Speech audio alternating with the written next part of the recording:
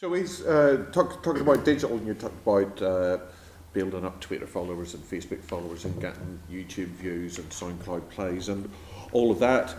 Is digital kind of performing I guess, a surrogate A&R role then for the labels? Because it used to be the way labels worked was you discovered an act you bumped into an act in a pub, or you met a manager and they tipped you off about an artist. And that's how artists were discovered. But now they're expected to kind of bring themselves to a certain point of artistic development before the label gets involved. Is that how it works? Is that process of signing an act, is it changing because of the nature of digital? And I mean, there's two things there. What I'm seeing is that obviously sort of like most bands or a lot of artists are much more digital savvy, and they realise that early hard work's going to actually sort of like help them in the future.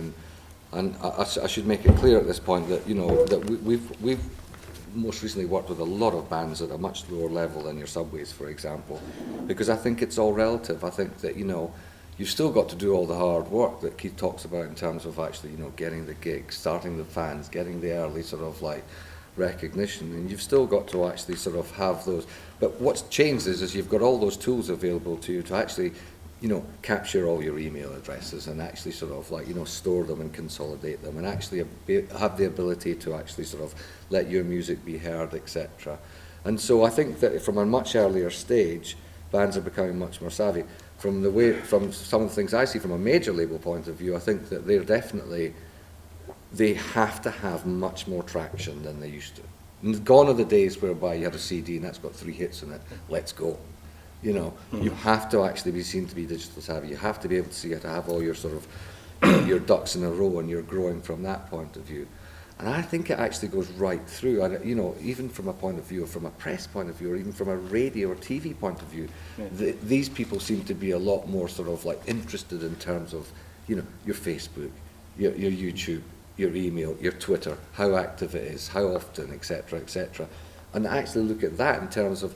So from even just purely from a pledge point of view, what's happening is that because we have all those stats and such like on our platform, bands that are actually coming through our system really, really early, are actually sort of like benefiting when it comes to actually going the conventional route to either a radio, for example, or TV, because they actually have all that sort of they've done all the other hard work, the old-fashioned hard work, but they've got all the data in terms of actually to use that to go to the next level, whether it's early play on the evening session because they've got so many hits or so many people, on Facebook, etc. So they're taking all that into consideration, as well as, is the music any good, which is obviously the key to the whole thing. But I mean, it's part of the process now.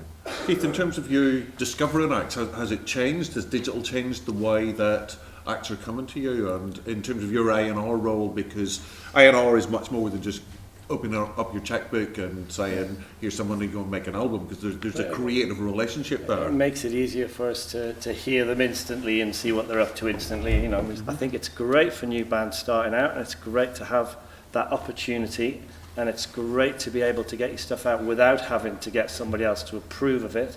Yep. Self-approval is kind of everything. If you're in a band or you're a musician, you're doing it because you love it. You don't really give a what anybody else thinks about it. You don't need our endorsement. You probably want our help and our money and some leg up, but you don't really need our endorsement. So they can be self-endorsed. And the problem with it to a certain extent is the lunatics are taking over the asylum. So you've got if everybody can publish, then the consumers sometimes find it hard to find what it is that they like. It's that you need more recommendations that you can trust.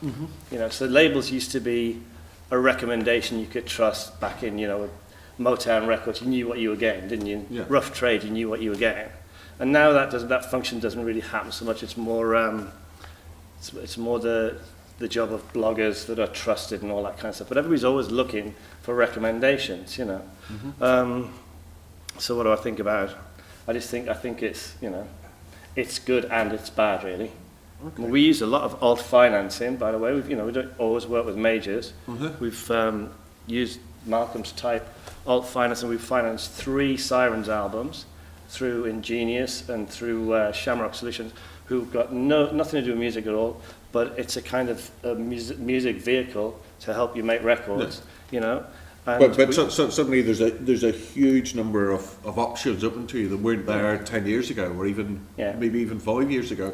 So you're kind of shopping around, or you're looking at each artist on a case by case basis. So you go, this one might work going through a major, this one might work going through a funded model. Yeah. Well, a kind of we call it the Malcolm X factor, by any means necessary. There we go. Quote of the